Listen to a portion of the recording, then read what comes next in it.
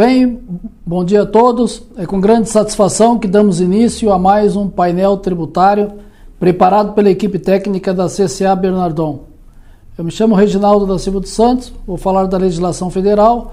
Na sequência, o colega Luiz Antônio irá tratar da legislação estadual e federal, IPI. E por último, o colega André irá falar da legislação previdenciária. Com relação à legislação federal, o primeiro assunto que a gente traz para os senhores diz respeito a mais uma obrigação acessória, dos contribuintes, relativa ao ano calendário 2021 ainda, que é o censo de capitais estrangeiros no país. Então, o Banco Central anualmente tem o censo de capitais brasileiros no exterior e também tem o de capitais estrangeiros no país. Agora, no mês de agosto, no dia 15 de agosto, às 18 horas do dia 15 de agosto, vence o prazo para que aquelas pessoas jurídicas que detêm obrigações, dívidas ou participações no seu capital de estrangeiros façam a entrega das declarações relativas ao censo. O Banco Central ele tem dois tipos de censo. O censo anual, que é considerado sempre quando o ano não termina em 0 ou 5, e o censo quinquenal, que termina em 0 ou 5. Como nós estamos em 2022, nós estamos no censo anual. E esses limites do censo anual, eles são os limites altos, então a maioria das pessoas jurídicas estão desobrigadas desse censo. Mas vamos ver quem estaria obrigado no censo anual relativo ao período base 31 de dezembro de 2021, que entrega agora o prazo vence no dia 15 de agosto, às 18 horas. A primeira leva de pessoas jurídicas obrigadas seria pessoas jurídicas sediadas no país com participação direta de não residentes em seu capital social em qualquer montante e com patrimônio líquido igual ou superior ao equivalente a 100 milhões de dólares em 31 de dezembro de 2021. Então, é um limite alto, Poucas empresas têm um patrimônio líquido igual ou superior a 100 milhões de dólares, então, mas aquelas que têm estão obrigadas. Então, isso é uma exclusão de uma leva grande de pessoas jurídicas. Depois, o segundo leva de pessoas obrigadas a esse censo são os fundos de investimentos com cotista de não residentes e com patrimônio líquido igual ou superior ao equivalente também a 100 milhões de dólares em 31 de dezembro de 2021. Então, mais um limite alto. E por último, terceira leva de pessoas jurídicas obrigadas são as pessoas jurídicas sediadas no país com saldo devedor total de créditos comerciais de curto prazo, exigíveis em até 360 dias, créditos esses concedidos por não residentes em montante igual ou superior ao equivalente a 10 milhões de dólares na base de 31 de dezembro de 2021. Então aqui é que realmente pega um grupo maior de pessoas jurídicas, que 10 milhões de dólares, nós estamos falando de endividamento em 31 de dezembro da ordem de 55 milhões de reais. Então as pessoas jurídicas que em 31 de dezembro eram detentoras de obrigações com o exterior tituladas de créditos comerciais da ordem de 10 milhões de dólares, estão obrigados agora até 15 de agosto a fazer a declaração do censo de capitais estrangeiros no país. O que seria créditos comerciais de curto prazo? São todas aquelas obrigações decorrentes de empréstimos, importação, aquisição de bens, mercadorias ou bens. Então, essas pessoas jurídicas que têm toda essa leva de obrigações, empréstimos e importação ou compra de bens a prazo, e que no curto prazo têm obrigações de até 10 milhões de dólares, em 31 de dezembro de 2021, terão que fazer então essa declaração ao Banco Central, que é censo de capitais estrangeiros. Como eu já disse, o prazo vence no dia 15 até às 18 horas, horário de Brasília. E a data base, relembrando mais uma vez, a referência é 31 de dezembro de 2021.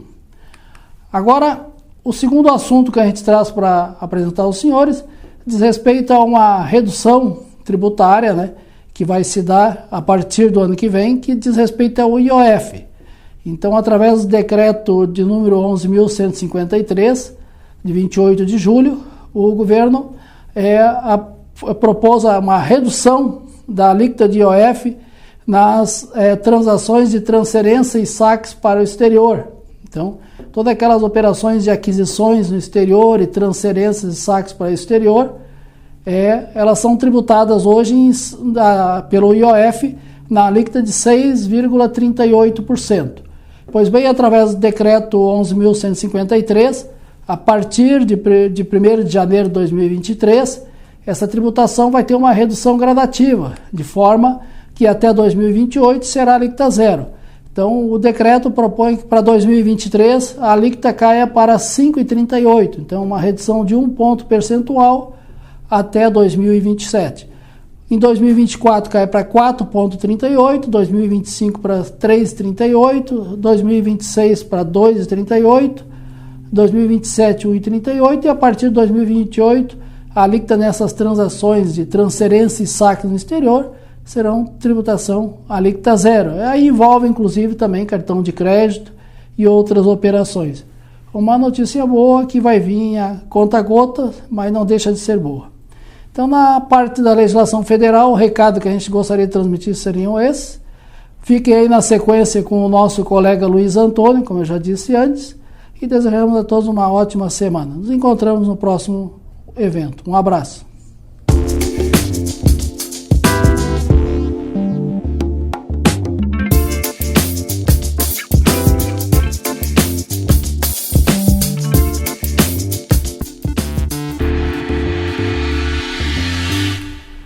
Bom dia a todos. Dando continuidade ao painel da CCA, vamos tratar agora da nova tabela do IPI, publicada agora na semana passada, e assuntos vinculados ao ICMS do Estado do Rio Grande do Sul. Começamos então pela nova tabela do IPI, que já está em vigor desde ontem. O governo federal então publicou o decreto 11.158, em edição extra do dia 29 de julho, depois teve mais informações em 30 de julho, 31 de julho também, sobre esta nova tabela, que vigora desde ontem, dia 1º de agosto.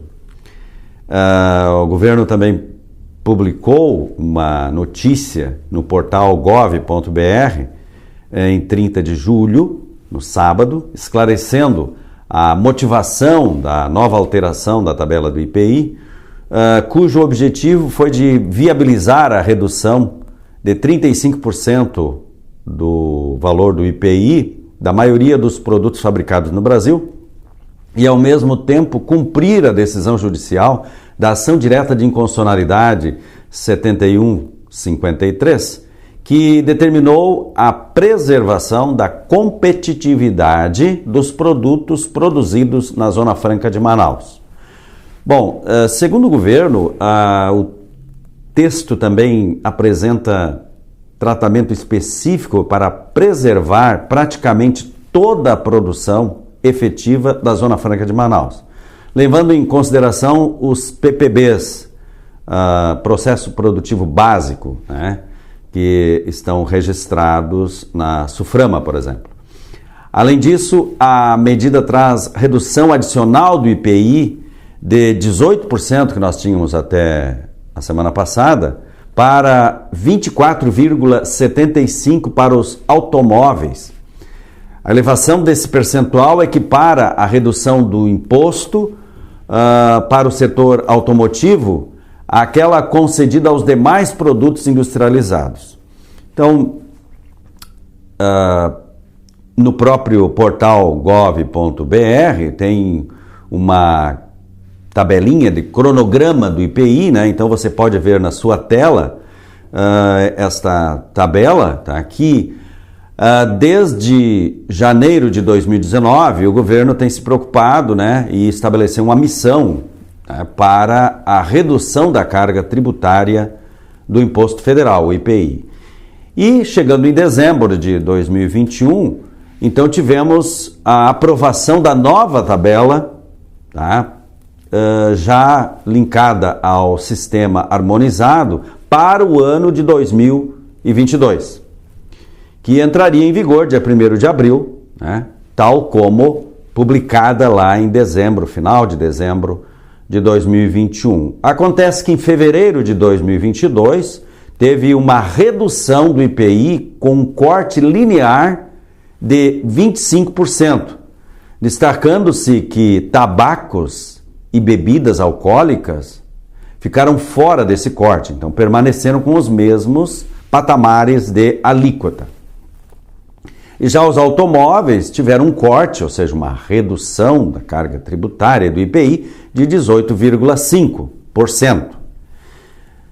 Em abril, tivemos duas alterações. Uma fazendo ajustes quanto ao decreto publicado em dezembro, 10.923, mantendo, né, o corte de 25%, né, e a definição da produção de efeitos a partir de 1º de maio de 2022. E no próprio mês de abril, no final do mês, tivemos então novamente a publicação de 2 decretos. O primeiro trazendo uma redução a zero para os produtos, aqueles concentrados, né, para produção de produtos como refrigerantes, por exemplo, né, classificados na posição 2106-9010. Então, foram reduzidos a zero os produtos que são classificados com este NCM. E mais outro decreto elevando então a redução do IPI de modo geral, né, de 25% para 35%. Novamente destacando que tabacos e bebidas ficaram fora deste corte, ou seja, permaneceram com as suas alíquotas idênticas aquelas lá de dezembro de 2021, ou seja, não sofreram o corte, não sofreram a redução de 35%. E manteve-se a redução de 18,5% para os automóveis, com reflexos, obviamente, nos produtos produzidos, né, e que são relevantes para a Zona Franca de Manaus. E isto veio, então, a causar uma judicialização. Em maio, então, nós tivemos a publicação, né, da decisão judicial quanto à suspensão dos efeitos dos decretos, né, que reduziram as alíquotas em 25 inicialmente, depois 35, por decisão do próprio Supremo Tribunal Federal. E isto trouxe, então, uma insegurança jurídica, né, que no mês de junho se comentou muito a respeito disso, essa insegurança jurídica para, enfim, todos os setores, né, da indústria nacional, porque todos ficaram afetados por esta suspensão da redução do IPI, que até então estava sendo utilizada considerando os decretos publicados, né? Com a ação direta de inconstitucionalidade, obviamente, trouxe uma insegurança jurídica. Por quê? Porque apesar de haver a decisão no sentido de não aplicação da redução para os produtos produzidos na Zona Franca de Manaus, mesmo assim foi linkado com os processos produtivos básicos, aquele registro que as empresas da Zona Franca de Manaus possuem para cada item, cada produto. Só que não havia uma listagem desses produtos para que os contribuintes pudessem realmente utilizar o produto que está com a redução, que é produzido na Zona Franca de Manaus e que possui o PPB, né? Então, acabou que a maioria das empresas, ou quase todas, né, continuaram utilizando a tabela publicada pelos decretos do Poder Executivo. Então, com a redução do imposto. Agora, então, no dia 29 de julho, na sexta-feira, em edição extra, foi publicado esse novo decreto, né, reduzindo ou mantendo a redução de 35% para a maioria dos produtos e retornando ao patamar inicial lá de dezembro de 2021 para os produtos que são fabricados na Zona Franca de Manaus e que têm PPB, mas não especificamente para aquelas indústrias, mas para todo o território nacional. Então, se o produto é produzido na Zona Franca de Manaus, em qualquer parte do país, a alíquota será anormal, ou seja, sem a redução. Então, a nova tabela trouxe então uma definição, um parâmetro exato para os contribuintes poderem utilizar a tributação do imposto com uma maior segurança jurídica. Não se sabe o que ainda vai surgir, mas em princípio para o governo está resolvido o problema. Por quê? Porque agora existe então uma exclusão daquilo que o governo entende que são produtos produzidos na Zona Franca de Manaus e que têm PPB.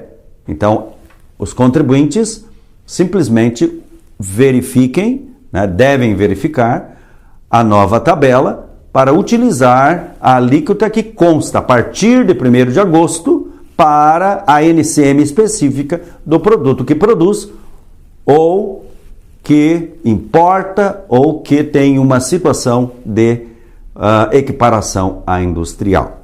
Então, basicamente é esta grande alteração, né, da semana passada, né?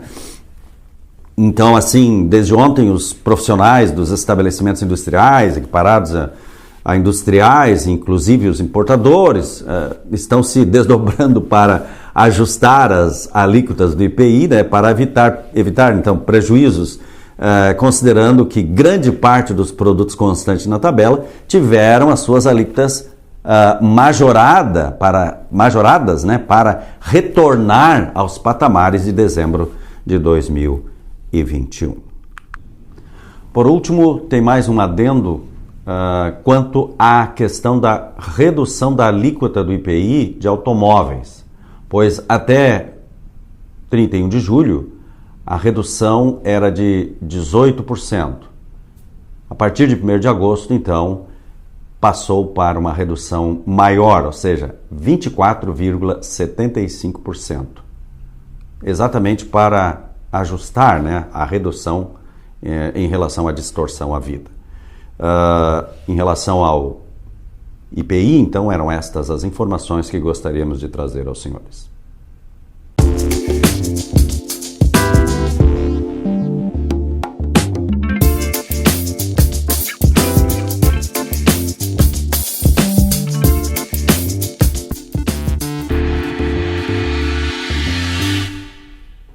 Bom, agora passamos então para as alterações do ICMS publicadas pelo Estado.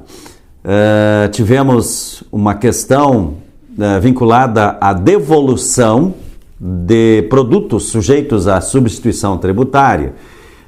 E ficou definido então que a partir de 1º de setembro de 2022, será retirada a obrigação de emissão da chamada terceira nota fiscal por substituído, uma empresa que compra uma mercadoria que é sujeita à substituição tributária e o adquirente fica na condição de substituído tributariamente, né?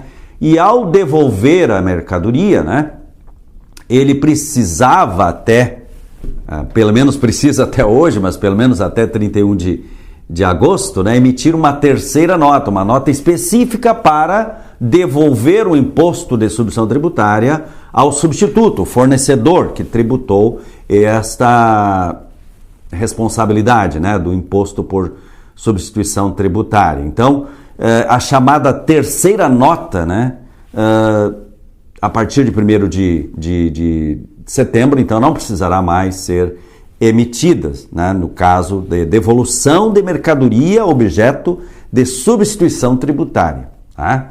Fazendo, então, as adequações ali da legislação que trata desse assunto.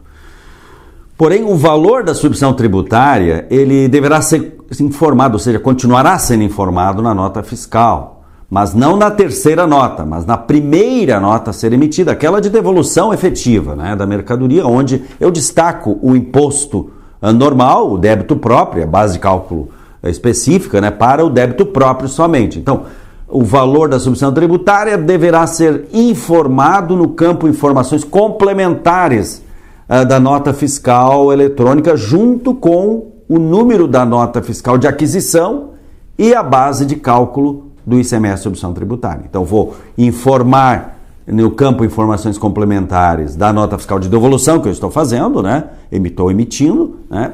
Informando o número da nota de compra, a base de cálculo do imposto de substituição tributária e o valor da substituição tributária. Esperamos que haja um esclarecimento por parte da Secretaria da Fazenda do Estado do Rio Grande do Sul, considerando que o valor total da nota fiscal eletrônica de devolução, né, a primeira nota que consta lá no regulamento, né, enfim, o total dela ficou alterado, porque antes eu tinha um valor total do valor do imposto, né, mais aquele da devolução efetiva, que me dava o total, então, da aquisição da mercadoria inicialmente feita. Agora, com a informação da substituição tributária no campo Informações Complementares, esse valor pelo menos não tem orientação para que conste no valor total da nota. E aí é que precisamos de um esclarecimento por parte da Secretaria da Fazenda do Estado do Rio Grande do Sul, pois isso, então, obviamente que vai implicar financeiramente no valor da operação, né? No momento de fazer o abatimento da devolução, o que eu devo considerar? O que consta no valor total da nota ou o que consta nesse total, mais o ICMS que consta lá no campo Informações Complementares? A Receita Estadual deverá esclarecer esse assunto. Depois tivemos mais uma alteração quanto à isenção do ICMS na saída de veículos destinados aos taxistas. É que foram promovidas adequações para prever a manutenção da isenção nas hipóteses de transmissão por falecimento do beneficiário ou alienação fiduciária. Então, uma alteração vinculada a esta isenção dos taxistas. Também tivemos uma alteração da prorrogação por prazo indeterminado quanto à vigência da suspensão dos dispositivos do regulamento que passaram a aplicar a alíquota de 17% nas operações internas com energia elétrica e combustíveis e também serviços de comunicação. Essa suspensão tinha efeito no período de 23 de junho até 31 de julho e agora, então, passou a ser por tempo indeterminado, conforme esta alteração regulamentar. Ainda no campo da energia elétrica, por outro lado, né, a não incidência do ICMS para serviços de transmissão e distribuição e encargos setoriais vinculados às operações com energia elétrica, que estava limitada ao período de 23 de junho a 31 de julho, também agora ficou prorrogada por tempo indeterminado. Passando então para as orientações normativas do nosso estado, aqui do Rio Grande do Sul, para fins de prestação de informações ao fisco gaúcho, alerta-se que foi divulgada uma normativa estabelecendo a equiparação das cooperativas de crédito aos bancos de qualquer espécie, ou seja, aquela informação que se transmite na escrituração fiscal digital tem que, então, observar também as cooperativas de créditos, não somente os bancos que operam com estas informações. Tivemos também uma notícia divulgada no portal da Nota Fiscal Eletrônica referente à disponibilização da versão 1.3.2 da Nota Técnica 2021-004, fazendo correção da documentação de uma regra e substituindo os CFAPs nos casos de operações de venda para entrega futura, importante para as empresas que prestam serviços de geração, de emissão de notas fiscais eletrônicas. E por último, informamos que foi disponibilizada no portal do SPED a versão 2.8.5 do PVA da escrituração fiscal digital ICMS-IPI, contemplando a correção de travamento na validação de arquivos com grandes volumes de informação. Isto realmente tem trazido um impacto muito grande nas grandes empresas, que por horas têm que despender os seus equipamentos para geração dos arquivos. Então, esse travamento que ocorre tende agora a ficar resolvido. Então, por hora, eram essas as informações da área fiscal que gostaríamos de comentar com os senhores. A seguir, o colega André, então, vai comentar as alterações da legislação previdenciária. Desejamos, então, um bom dia, uma ótima semana a todos e até o próximo painel tributário da CCA.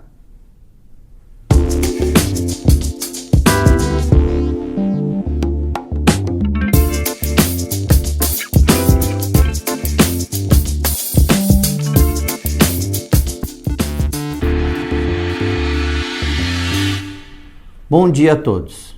Essa semana tenho somente boas notícias a dar a vocês, em especial aos trabalhadores. A primeira delas é que até o final desse mês, a Caixa Econômica Federal creditará na conta vinculada dos trabalhadores parte do resultado positivo auferido pelo Fundo de Garantia no exercício de 2021. Serão distribuídos pouco mais de 13 bilhões de reais, proporcionalmente ao saldo das contas vinculadas do Fundo de Garantia existente em 31 de dezembro de 2021. Outra boa notícia é que os segurados da Previdência Social que precisarem passar pela perícia médica já podem optar por cadastrar sua documentação médica pelo aplicativo Meu INSS e ter seu atestado avaliado pelo perito médico federal. O atestado ou laudo médico, além de legível e sem rasuras, deverá conter necessariamente as seguintes informações: nome completo do requerente, data da emissão do documento, que não poderá ser superior a 30 dias da data da entrada do requerimento, informações sobre a doença ou CID e a assinatura e carimbo do profissional com o registro do conselho de classe, além da data do início e prazo estimado do afastamento. A dispensa de atendimento pericial não se aplica a pedido de prorrogação de um benefício já existente. A nova regra também não é válida para a concessão dos benefícios por incapacidade sedentários, aqueles que decorrem de um acidente de trabalho ou doença ocupacional. Caso o benefício não seja concedido devido ao não atendimento de algum dos requisitos, o segurado poderá fazer o agendamento para a realização de uma perícia médica presencial. Com essas informações importantes e boas para os trabalhadores, nessa semana concluímos as novidades do painel tributário. Desejo a todos uma ótima semana.